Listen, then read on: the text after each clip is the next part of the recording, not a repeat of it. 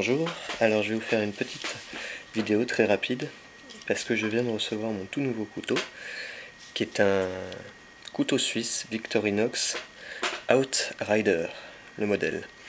Donc je suis très content, je viens de le recevoir il y a 15 minutes. Je vais vous faire une présentation des outils parce que en fait j'ai remarqué ce couteau a une présentation dans à peu près toutes les langues du monde, mais pas en français. Donc voilà. C'est une lame, je crois qu'elle fait 9 cm, avec une sécurité. On sent que c'est du solide, je pense qu'on ne doit pas avoir trop de problèmes avec. Ensuite, la scie Victorinox, très réputée, il paraît qu'elle est vraiment très efficace. Ensuite, moi l'outil que je considère comme indispensable, des ciseaux.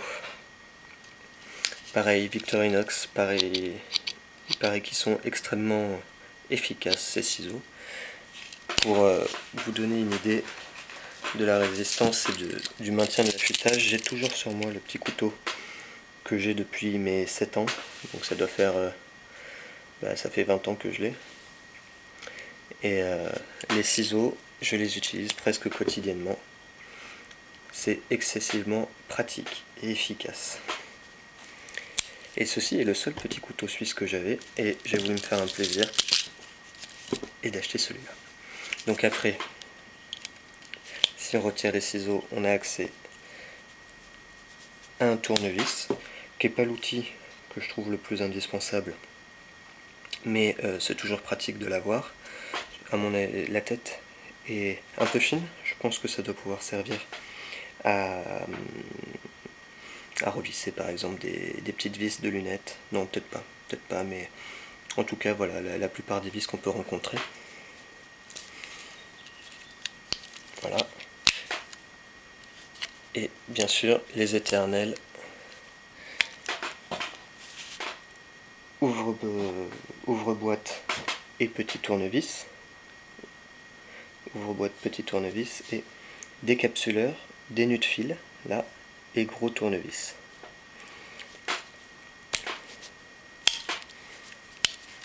Il y a la pince à épiler qui est pareil indispensable quand on fait des sorties en nature, et bien sûr le cure-dent que j'adore pour ma part. Pour finir, le dernier outil, je préfère avoir un tire-bouchon plutôt qu'un tournevis. Sur certains modèles, c'est un tournevis qui est là. Je trouve ça inutile. Il y en a déjà un, je vois pas pourquoi un plus gros diamètre m'aiderait plus, d'autant que ce tire-bouchon, en dehors de tirer des bouchons, peut, comme l'a dit Jules du Bushcraft Alpin, que je salue, peut aider à défaire des nœuds trop serrés, tout simplement, en passant et en tire-bouchonnant dans le nœud, ça n'abîme pas la corde et ça desserre les nœuds. Voilà, c'est un couteau que je pense avoir dans la poche sur toutes mes prochaines sorties. Ça respire la solidité, c'est la fabrication Victorinox, donc c'est garanti à vie, du moins pour les défauts de fabrication, mais à vie. Et je suis vraiment pas déçu. J'ai des mains plutôt voilà, moyennes, je porte des tailles 9 en taille de gant. Elles rentrent parfaitement dans ma main, c'est très agréable. Le fait que l'épaisseur soit pas monstrueuse mais suffisante, on a une bonne prise pour le pouce, ou si on le tient dans le poing, comme ceci, on peut très bien activer la sécurité sans avoir à tourner le couteau, ou alors il suffirait de tourner et de l'activer. Le seul peut-être petit défaut, c'est quand on utilise la scie. Vous voyez, la lame du couteau ressort un peu.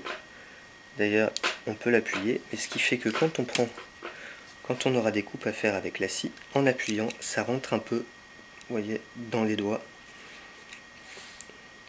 Comme ceci, notamment à ce niveau-là, les voilà, le petit doigt et l'annulaire vont vraiment se faire enfoncer dans la lame. C'est peut-être le petit défaut, mais après, il suffit bon, de le placer un peu différemment et ça passe. Voilà, à mon avis, c'est un excellent couteau.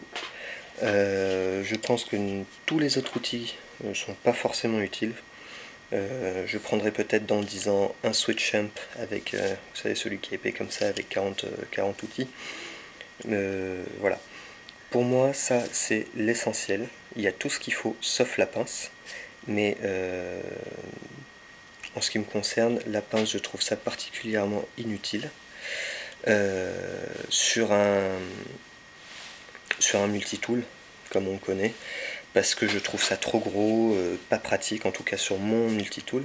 Je préfère acheter une petite pince que j'ai fait, ça coûte 6 € et ça pince beaucoup mieux et ça coupe les fils beaucoup mieux que n'importe quel multitool.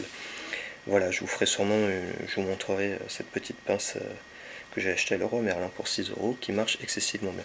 Et je me rends compte que j'ai oublié un outil qui est, voilà, le poinçon avec son petit trou. Ça aussi c'est très pratique en fait quand on veut percer le bois ou le cuir. Beaucoup de personnes trouvent que ça sert à rien. Moi je trouve que ça peut toujours servir justement